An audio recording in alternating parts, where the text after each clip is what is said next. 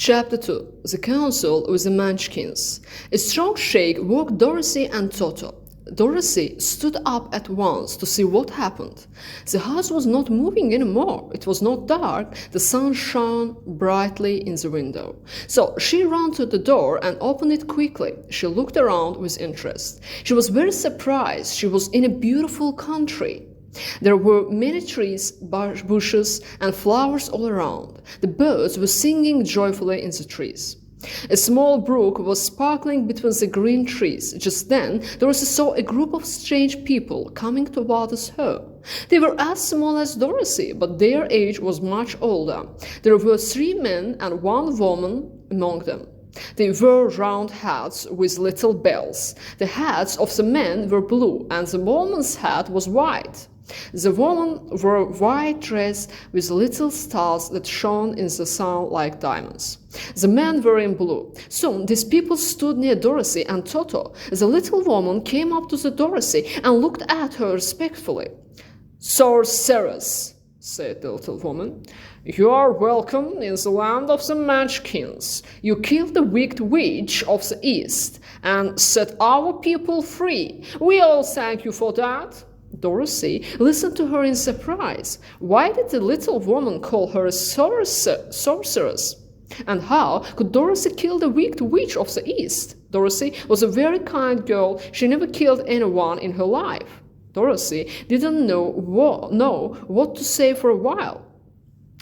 "There must be some mistake. I didn't kill anybody," said Dorothy.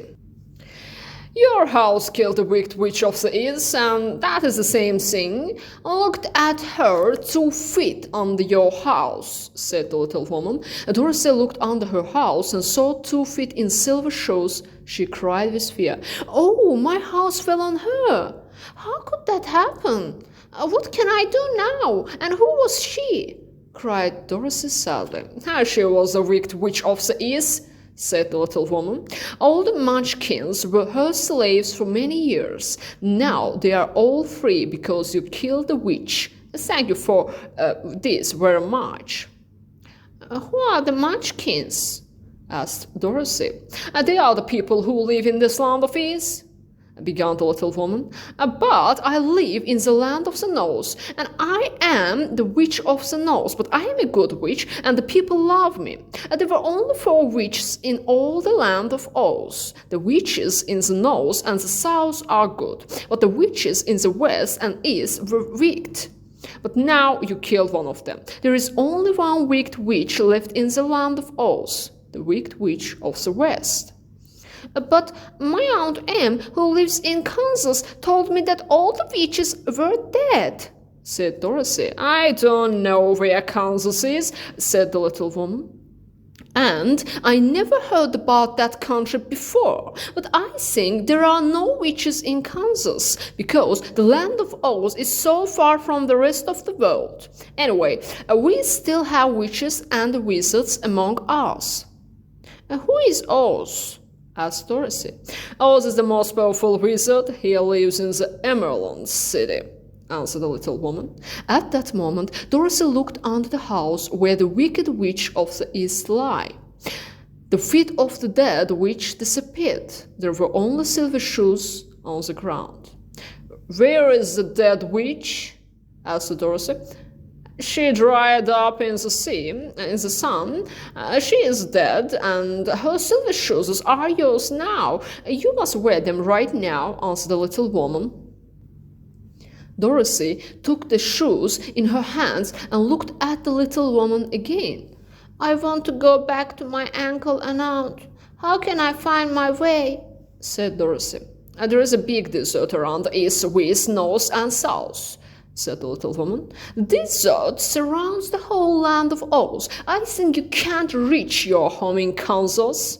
Dorothy began to cry at once. The little woman took off her cap and said, "1, 2, 3, loudly. Suddenly, there were large words that appeared on the cap. "Let Dorothy go to the Emerald City." "If your name is Dorothy, you must go to the Emerald City. Perhaps Oz will help you. He is a good wizard," said the little woman. "Where is that city?" asked Dorothy. "It is in the center of the country," said the little woman. "You must walk for a long time. It is a long journey, and I will give you my keys, and nobody will hurt you during your journey."